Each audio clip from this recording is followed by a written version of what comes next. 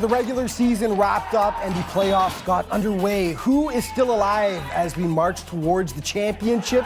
Stick around to find out. Welcome, everyone. This is Inside the APL. Also today, Team Canada GM Phil Ionati joins me to discuss preparations for the squad's third ever international friendly against the U.S., which is rapidly approaching. That's coming up in just a bit. APL highlights are on the agenda first, though. And last weekend saw the final slate of regular season games conclude. Portugal and Serbia squared off on Saturday. And with both squads guaranteed a berth in the playoffs, they were simply looking to finish strong and enter the postseason on a high. Portugal finished the regular season second in the standings behind Croatia, and they draw first blood. Matthew Santos lays it off for Nick Machado.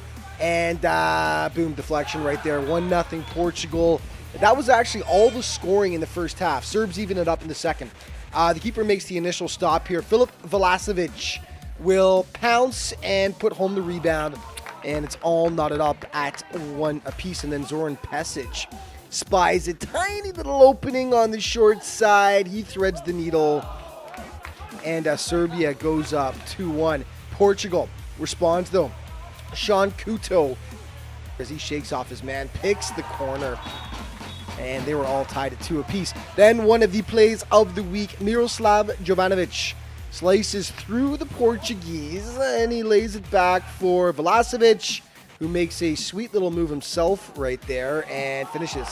Serbs back on top, 3-2. Then some confusion as Dylan McAuliffe appears to hear a whistle from the other field, so he picks up the ball. Oops. Wrong whistle, can't do that. Penalty kick. Branislav Vukovanovic will slam it home. Serbs with some insurance, they lead 4-2. Portugal gets one back as Stavros Badunjas plays the bank shot off Vlasic right there to draw them back within a single goal. But with the keeper out, as they were pressing for an equalizer, the Serbs steal, and yeah, they put this baby to bed as the ball dribbles in. A little tune-up for each team in their last regular season game. The Serbs double up the Portuguese for the 6-3 win. Caribbean Stars taking on Croatia.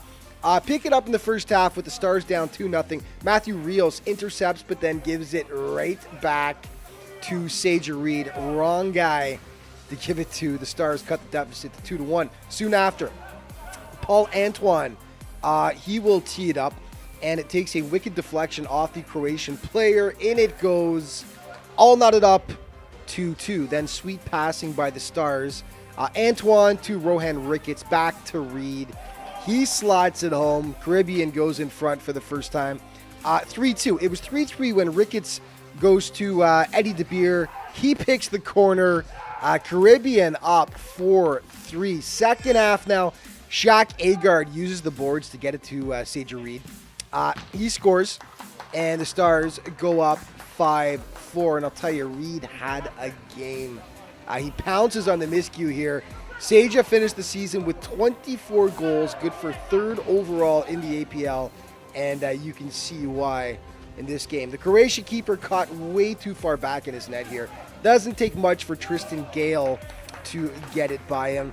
And then Croatia taking chances late as they try to equalize. Not happening, though. The ball ricochets all the way back.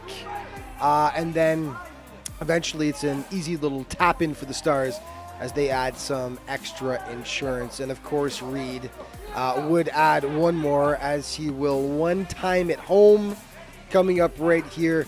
I'll tell you, Caribbean looking good as they head into the playoffs. They knock off first place Croatia AC, and they hold off the Croats to grab the 9-7 win. So let's just take a quick look at how the regular season standings finished up. Croatia wins the regular season title with 40 points, followed by Portugal. The Caribbean Stars, the Serbs had 27. Ukraine actually made it into the playoffs on the last day of the regular season with a win. They had 22, followed by South America. Italy, unfortunately, misses the playoffs with 18 points.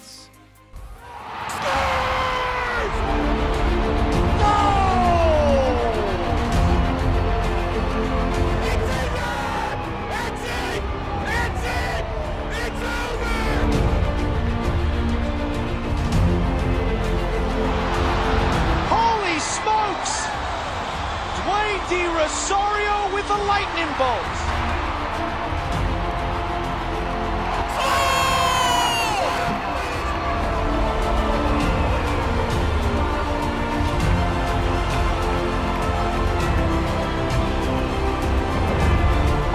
Not going to stop that one. Goal! Goal!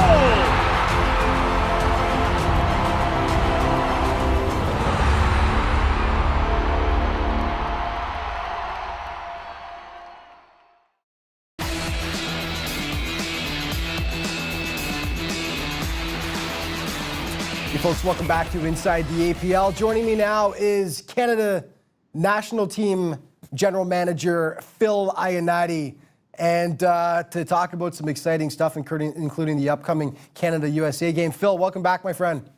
Thanks, Al. It's good to see you again. All right, let's talk about, well, first of all, obviously, I'm going to guess you were a pretty happy man back on March 15th, our first ever arena soccer win from a national team perspective against Brazil, of all teams, of course, a global powerhouse. Just talk about the game and how happy you were with what you saw. You know what, Alex? It's been leaps and bounds from our players, our coaching staff, and just the game itself. The game started off great. We got the first goal. Boys look confident. Then some, again, mistakes defensively that we have to work on. Obviously, that comes with more and more experience. But the boys in the third quarter came out firing, and we took a big lead right into the fourth, where obviously Brazil is always a team that you have to be guarded. That's the arena game. It can just turn on you in the second, and all of a sudden being up 9-5 to 9-9 going overtime.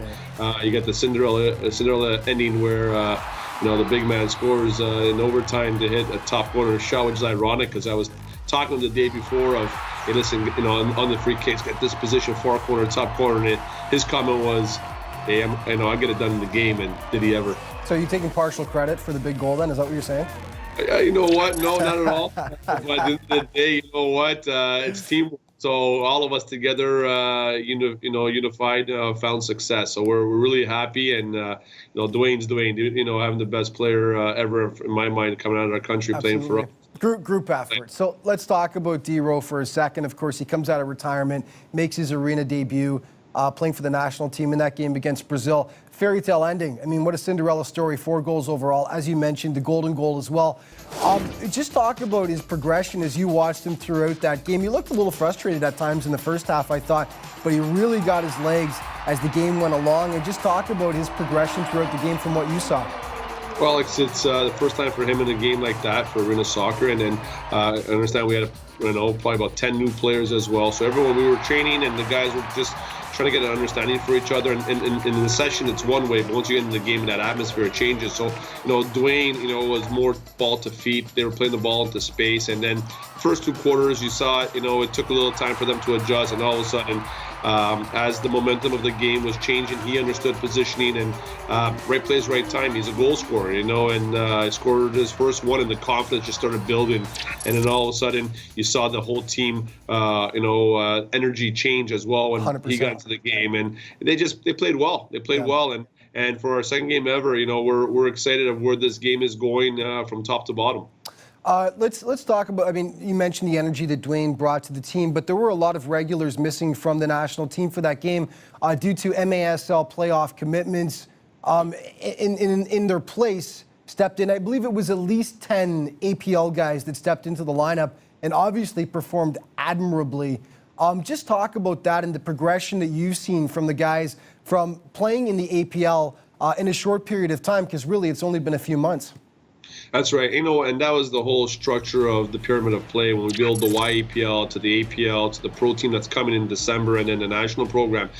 It is critical when you're building a system like that it's all put in place. And the APL has definitely proven to be successful. Why is we found players from the first game to now they're in the playoffs that the adjustment is wonderful. They understand the game, they understand the boards, they're getting better and better week after week. So having those players like Matthew Rios to come in and step in and do what he achieved was wonderful. He scored a beautiful goal, didn't he, Rios? Absolutely gorgeous goal, too. Right. And the same thing goes for Adrian Can, scored a wonderful goal. Anthony Osorio, those players playing in the APL has definitely helped them. Adrian Becic, wonderful goalkeeper. Distribution out of the back was good. and the goals were not, his fault. It's a lot of goals scored, but it's just defensive responsibilities that we have to work on, which we will. And we're very excited to see that the team played well, and APL has definitely been a huge factor in that. Yeah, and as even Hector Marinero mentioned after the game, who was coaching that game for Team Canada, Hector mentioned after the game he was so happy with the performance, but obviously still a ways to go. Allowing 9 goals, not something he wants to always see. For the game coming up against the United States, will more MASL regulars be back in the lineup? We know Dwayne's going to be in the lineup, but will they have more guys from the MASL back in the lineup for that game? Yeah, the last game against Brazil, we were missing, obviously, Ian Bennett, who's the second leading goal scorer in the All-MASL. He's been one of the top players in the MASL for many years. Josh Lemos, which is probably one of the best keepers in the MASL and probably in the world. So having your top goal scorer and your best keeper not there made a big difference. But obviously, to get those players back now against U.S., U.S. is a dominant team in this game, the arena game. They have 15 U.S. teams with a lot of players to choose from. So we're excited to get the MASL guys back. But at the same time, we want to see our players here. You'll see some probably new faces to give them a chance because we're preparing for the World Cup in Mexico this coming October. So to see some new faces is very important too. Right. We're going to take a quick break. When we come back, though, actually, we'll start off really quick talking about the American squad and what exactly you are expecting from them. So, Phil, stick around with us. More Inside the APL coming back in just a moment.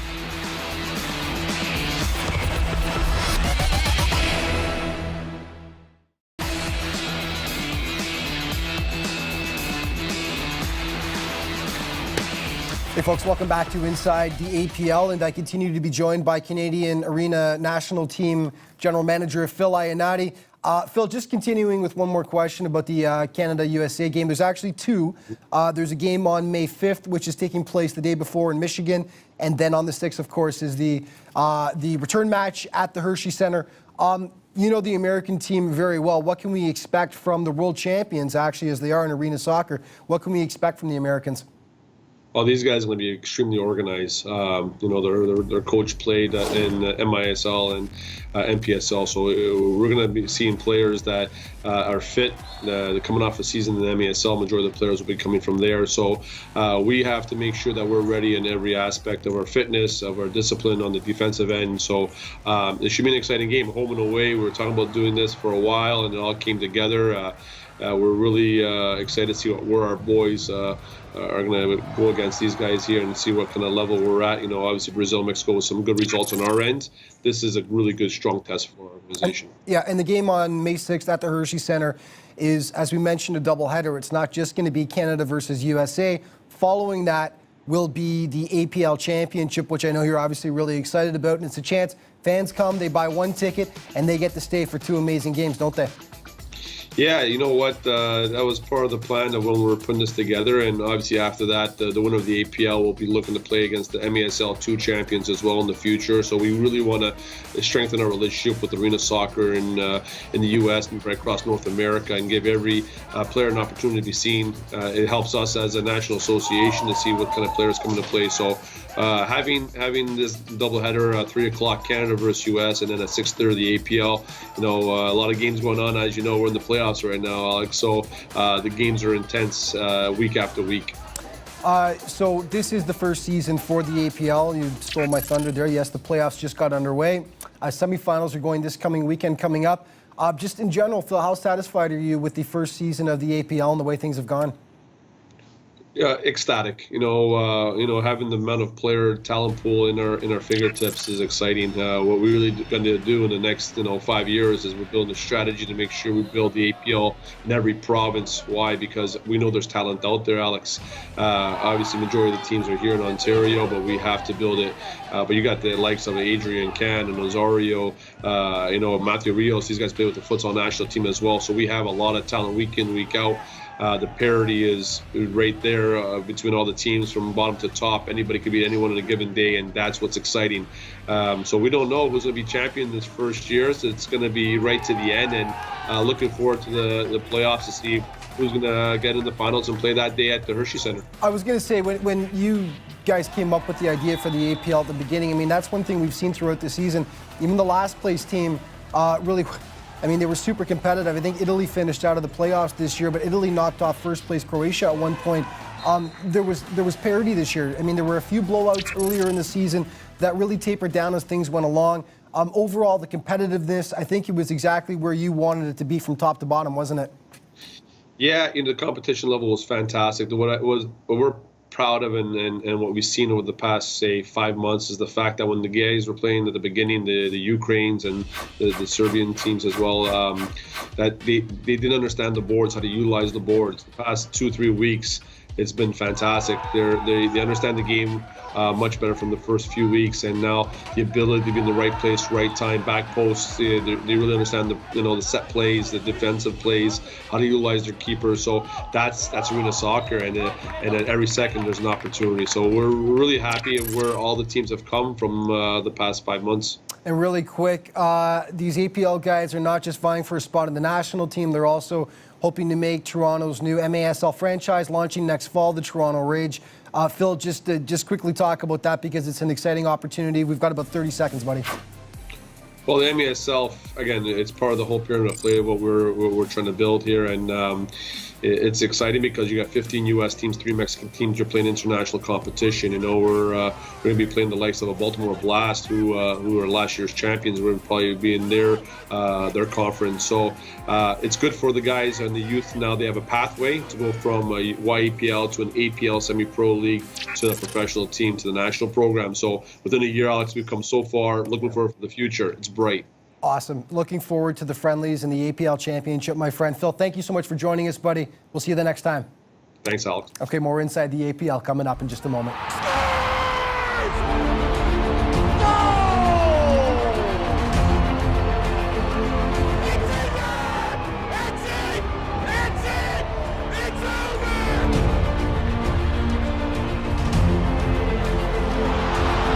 Holy smokes! Dwayne De Rosario with the lightning bolt.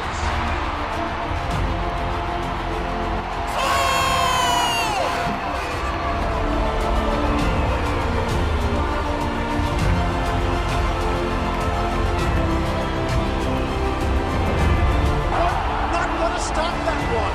Goal! Goal!